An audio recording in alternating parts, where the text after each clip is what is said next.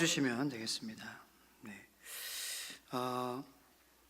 제가 말씀드렸다시피 세상의 성공과 실패는 그 환경에 의해서 결정되는 것이 아니라 그 환경에 우리가 어떻게 반응하느냐에 따라서 결정이 된다라는 것입니다. 이 브루스 달라스 웨인즈라는 이 사람은 그 인생에 정말로 모든 것을 다 잃어버린 듯한 그러한 순간에도 그 상황에 마음의 사랑으로 말미암아 감사로 기쁨으로 성공에 반응을 하여서 이렇게 모든 사람들에게, 많은 사람들에게 귀감을 주는 그러한 삶을, 성공의 삶을 살았다라는 것입니다. 최근에 강서구 PC방에서 일어났던 그러한 잔인한 살인 사건의 그 사건과는 사뭇 반대의 모습을 가지고 있는 그러한 이야기인 것 같습니다. 그 PC방 살인 사건의 피의자가 이제 지난주에 처음으로 길게 자기의 배경을 얘기를 하더라고요. 들어보셨는지 모르겠는데, 자기가 그 PC방 종업원과 대화를 하는 그러한 사건을 통하여서 자신은 이렇게 느꼈다라 그래요. 내가 이렇게 무시를 당하면서 살아야 되나? 그러니까 뭐 결론적으로 그거죠. 그래서 내가 사람을 죽이고 내가 죽어야 되겠다라는 그러한 마음을, 그 사건, 그 관계에 어떻게 보면 마찰이잖아요. 우리도 충분히 겪을 수 있는, 우리도 사람과의 관계에서 마찰을 겪지 않습니까? 누군가 우리를 무시할 때도 있고 우리가 누군가를 무시할 때도 있죠. 그러면 안 되겠지만, 그런데 우리가 무시를 당할 때에도 있는데에, 그럴 때에 그런 반응을 보였다라는 거예요. 다시 말해서 우리도 안전한 것이 아니다라는 거예요. 그 사람의 생각체계, 영적인 체계가 무너 있어서 그 상황 가운데 그런 극단적이고 비참한 선택을 한 것인데, 나도 그러한 비참한 선택으로부터 자유할 수 없다는 거죠. 내가 어떻게 반응하는지 그것은 나도 장담할 수가 없다는 거예요. 목사도 똑같은 것입니다. 목사님들에게도 더 많은 유혹이 있죠. 더 많은 어려움이 있죠. 그런데 그 유혹 가운데에 잘못된 실패에 반응을 한다라면은 자신은 물론이고 성도님들과 교회와 사회에 무리를 일으키는 그러한 비참한 일을 맞이하게 된다는 것입니다. 누구도 안전한 것이 아니에요. 우리도 삶의 많은 일 가운데에 반응을 합니다. 여러분들은 어떤 반응을 하시고 계십니까? 나를 무시하고 유혹하는 상황에서, 아프게 하는 상황에서, 혹은 즐겁고 행복한 상황에서, 배 부른 상황에서 우리는 반응을 잘해야 돼요. 반응을 잘하시는 여러분들 되시기를 예수님의 이름으로 축원합니다. 근데 반응을 어떻게 잘하느냐라는 거죠. 그게 문제죠. 우리의 마음의 태도라는 거예요. 우리가 어떤 태도를 가지고 살아가느냐에 따라서 우리의 반응이 결정된다는 것입니다. 그럼 우리의 태도는 어디서 나오느냐는 거예요. 우리의 마음에서 나오는 거예요. 예수님께서 우리의 마음 안에 계실 때에 감사와 기쁨과 평강이 우리의 태도가 되는 것이고, 우리는 그러므로 성공의 반응을 할 수 있다는 것입니다. 여러분들의 마음 가운데에 예수님이 충만하시기를 축원합니다. 그래서 마음의 평강과 감사와 기쁨으로 나를 힘들게 하는 상황 가운데서도 내가 성공적인 반응을 하면서, 리액션을 하면서, 리스폰스를 하는 여러분들 되시기를 예수님의 이름으로 축복합니다. 어떤 사람은 이렇게 딱 부딪히면은요, 아프네, 조심해야 되겠다 그러는데, 어떤 사람 으아 이렇게 반응하는 분들도 계세요. 어떤 분들은 차가 긁히면은요, 뭐 차가 소모품이니까 좀 긁힐 수도 있지, 이제 새 차인데 긁혔으니까 좀 편하게 타야겠다, 이런 분들이 있는가 하면은, 어떤 분들은 누가 내 차에 기스를 냈어, 내 얼굴에 기스를 내면 냈지, 내 차에 감히, 블랙박스 막 해줘가지고 쫓고 그런 열정을 다른 데에 쏟으면 아마 성공했을 거예요. 그런데 그렇게 반응하는 거예요. 아무것도 아닌 거예요. 작년에 제가 주차하다가 사고를 냈어요. 이렇게 아파트 주차장에서 다른 차를 긁은 거예요. 근데 이제 그 차 벽을 긁었어야 되는데 차를 긁어가지고, 근데 그냥 갈 수는 없잖아요. 기스가 났는데, 막 심하게 찌그러지진 않았는데 이 페인트가 이렇게 벗겨졌어요. 그래서 쪽지를 남겼습니다. 연락이 왔어요. 근데 저보다 나이가 훨씬 많으신 그런 어르신이더라고요.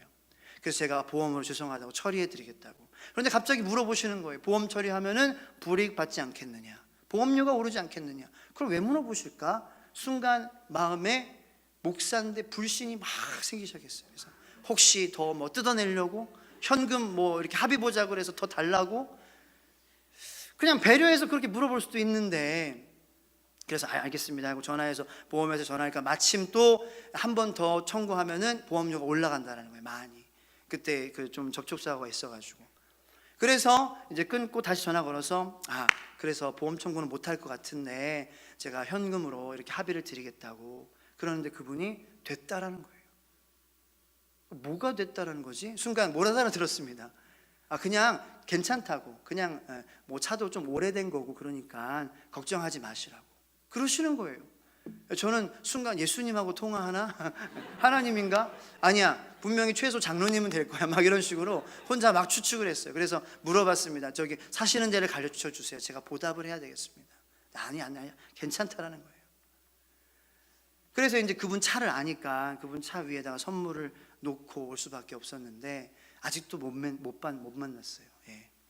지금 혹시 여기 계시면 저한테 이따가 저였다고 말씀해 주시기 바랍니다. 예. 호려울마을 5단지. 예. 그러니까 어떤 분들은 그렇게 반응하는 거예요. 근데 그 상황에 저 같으면 당연히 보상받는 게 당연한 반응이잖아요. 그게 뭐 나쁜 반응도 아니잖아요. 실패하는 반응도 아니잖아요. 그런데 그런 반응을 하니까 예수님의 향기가, 하나님의 사랑이, 마음의 은혜가, 감동이 나에게 왔다라는 거죠. 여러분들은 그런 반응을 하실 여러분들 되시기를 축복합니다. 빌립보서는 사도 바울이 로마 감옥 안에서 빌립보 교인들에게 그 교회 안에 어려움이 생기고 분열이 생기고 거짓말하는 사람들로 이 관계가 깨어지는 가운데에 기쁨을 누리지 못하고 살아가고 있는 빌립보 교인들을 생각하며 사도 바울이 마음이 아픈 거예요. 왜? 유럽에 처음 세워진 교회거든요. 그리고 사도 바울이 감옥에 갇혔을 때에 물심양면으로 기도해 줬던 교회거든요. 그리고 선교 사역을 할 때에 에바 브로디도를 통하여서 이 물질적 지원도 아낌없이 해줬던 그런 교회거든요. 루디아가 세운 교회가 바로 빌립보 교회죠. 그러니까 사도 바울이 그 교회가 어려움을 겪고 성도들의 마음이 기쁨으로 이렇게 그런 긍정적인 반응이 아니라 마음이 다운되고 슬퍼지고 어려워지니까 사도 바울의 마음이 힘든 거예요. 그래서 편지를 쓰는 것이 빌립보서입니다. 그런데 사도 바울이 지금 어디에 있어요? 로마 감옥 안에 있어요. 감옥 안에 있는데 사도 바울은 자신의 기쁨을 감출 수가 없고 자신의 기쁨을 숨길 수가 없는, 이 기쁨을 너희도 누리기를 원한다 라며 편지를 쓰고 있다는 거예요. 그것이 비밀이 뭔지 우리는 알아야 된다는 거예요. 그 기쁨이 우리 안에 있을 때에 우리는 그런 상황 가운데서 성공적인 반응을 하는 법을 배울 수 있다는 것입니다. 오늘 말씀을 통하여서 여러분들의 마음에 기쁨이 회복되기를 예수님의 이름으로 축원합니다. 말씀을 보겠습니다. 4절 말씀 함께 읽겠습니다. 시작. 기뻐하라. 아멘. 네, 항상 기뻐하라. 또 기뻐하라. 어떻게 해요? 주 안에, 예수님 안에 있는 것이 우리의 기쁨이 회복되는 것입니다. 환자에게 가장 필요한 것은 뭐예요? 초콜릿도 아니에요, 자동차도 아니에요, 좋은 집도 아니에요. 오로지 환자에게 필요한 건 내 병이 낫는 거예요. 그거면은 내가 기쁜 거예요. 환자한테 뭐 비타오백 선물해 준다고 뭐 기뻐합니까? 아니, 그냥 뭐 감사하죠. 그런데 정말 마음의 기쁨은 내가 완치받았습니다, 판정받았을 때 나오는 거예요. 할렐루야 나오는 거예요. 병이 나시기를 예수님의 이름으로 축원합니다. 감옥에 있는 사람한테 바라는 건요 뭔 줄 알아요? 무슨 이렇게 넣어주는 식 있잖아요. 무슨 식 넣어주는 음식, 그런 거 다 필요 없어요. 물론 뭐 맛있겠죠. 그런데 정말 감옥수에게 필요한 건 자유예요. 자유가 주어지면 할렐루야 기쁜 거예요. 다른 거는 별로 의미가 없어요. 뭐 좋은 차를 주면, 뭐 제네시스를 주면 감옥수가 좋아합니까? 아니에요. 필요 없어요. 좋은 집도 필요 없어요. 죄인에게 가장 필요한 것은 무엇입니까? 죄를 용서받는 거예요. 그럴 때 우리의 마음이 기쁨이 충만해지는 거예요. 우리는 죄인입니다. 우리에게 기쁨을 주는 것은 주님을 만나는 거예요. 왜냐? 주님께서 우리의 죄를 용서해 주시기 때문입니다. 우리의 마음을 새롭게 해주시기 때문입니다. 우리의 마음을 새 부대가 되게 하여 주시기 때문이에요. 마음을 가볍게 해주시기 때문이에요. 주님을 만나시기를 축원합니다. 그럴 때에 주님 안에 있을 때 우리는 정말로 기쁘다라는 그러한 기쁨을 누릴 수 있다라는 거예요. 제 아들이 3살이라 이제 표현을 막 하기 시작하는데 갑자기 차 안에 있는데 울기 시작하는 거예요. 그래서 왜 우냐? 물 줬어요. 그래도 물 던지고 우는 거예요. 뭐 사탕 줬어요. 사탕도 던지는 거예요. 사탕 뭐 거의 뭐 중독자인데 던지는 거예요.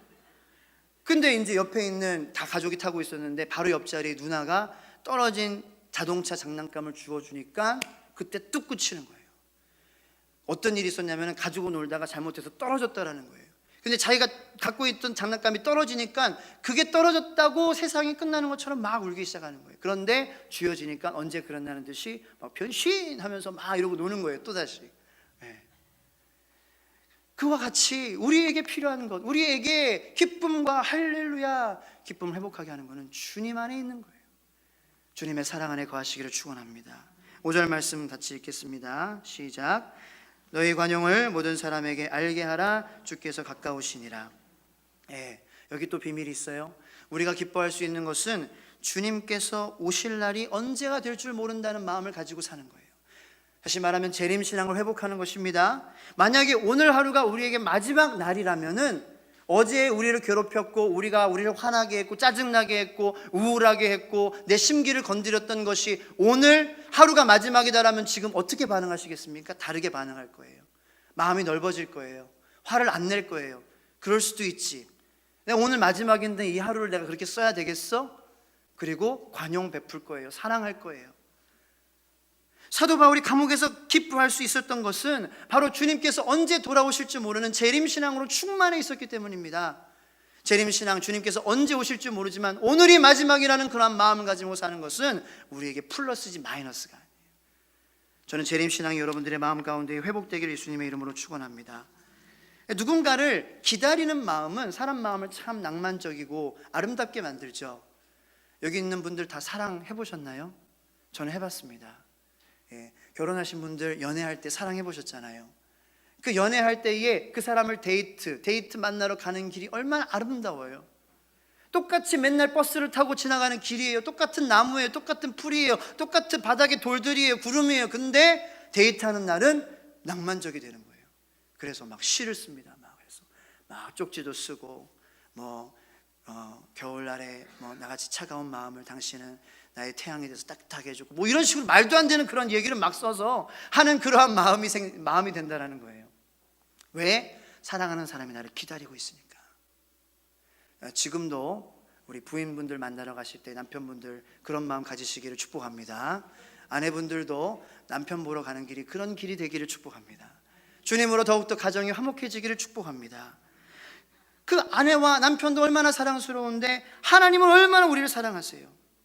평소에는 띵동 하면은 누구야 귀찮게 누구세요 이러는데 택배 오는 날 띵동 하면 네 잠깐만요 기사님 가지 마세요 저 여기 있어요. 우리가 변하는 거예요. 왜? 기다리고 있으니까.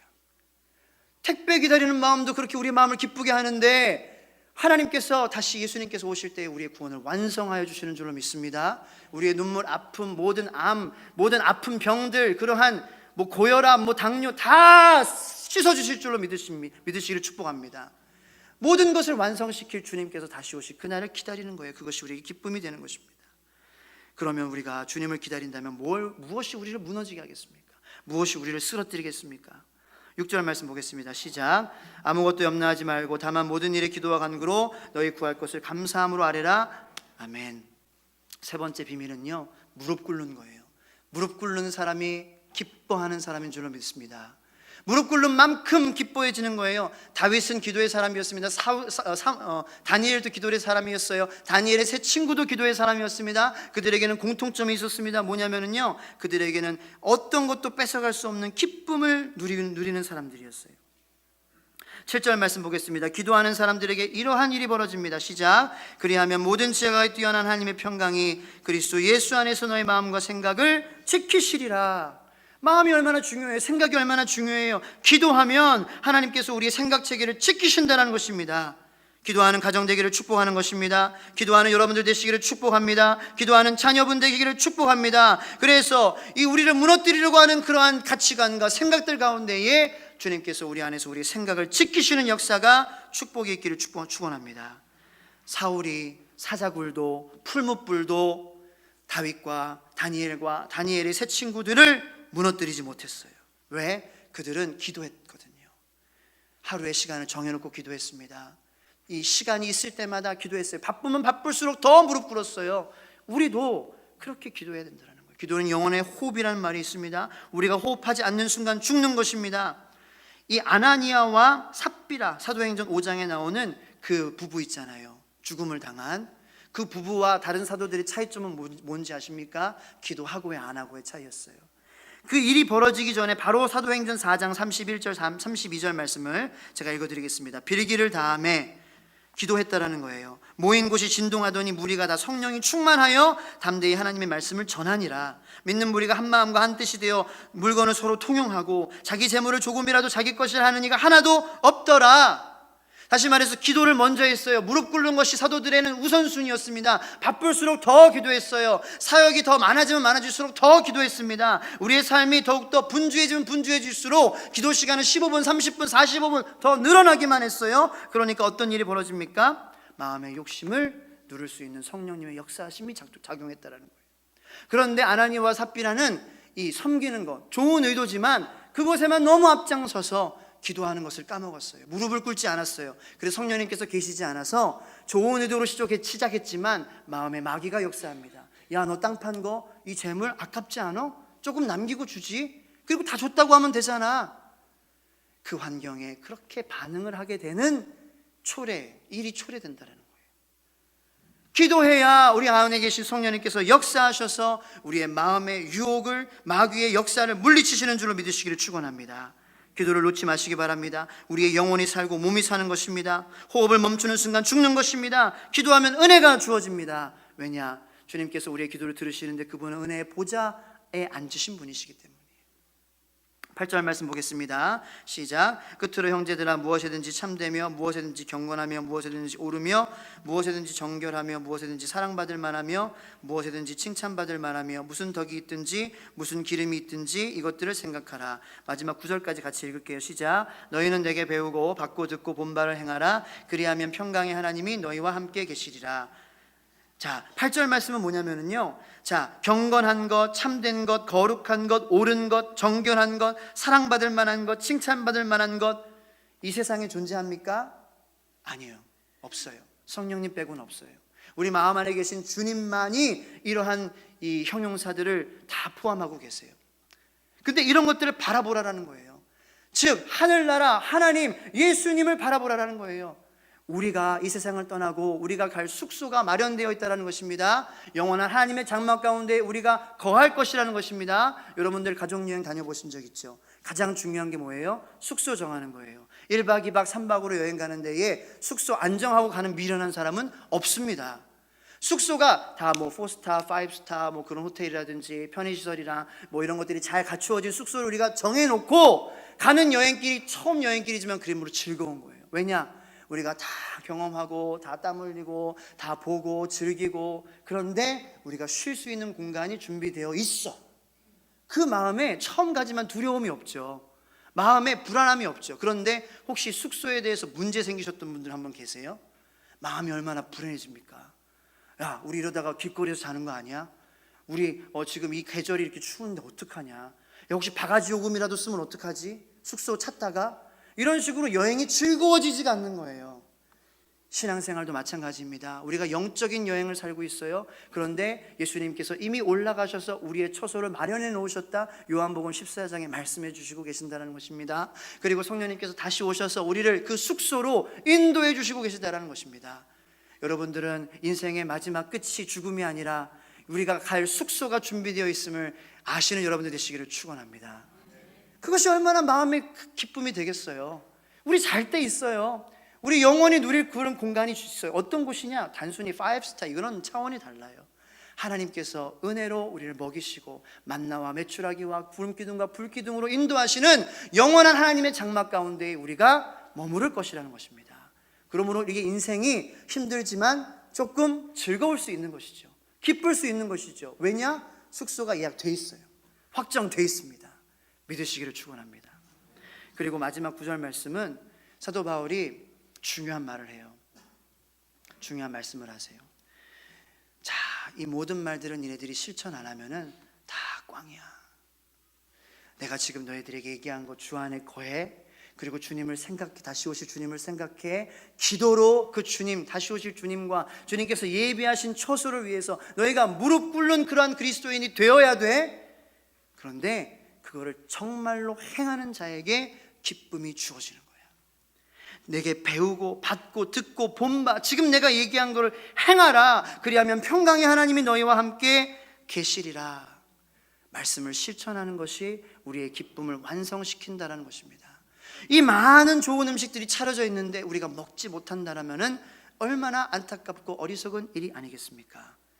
실제로 요리를 해서 먹어야 기쁨이 완전히 완성된다는 것입니다. 아무리 재미있는 영화에 대해서 줄거리만 읽고 예고편만 보는 것이 그게 다가 아니라는 것. 실제로 영화관에 가는 노력을 해야 돼요. 표를 사야 돼요. 거기에 앉아서 영화를 봐야 돼요. 그래야지 우리의 기쁨이 완성이 되는 것입니다.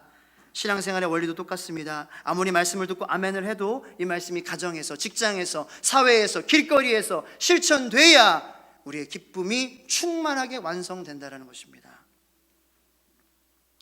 사도 바울은 이렇게 고백을 합니다.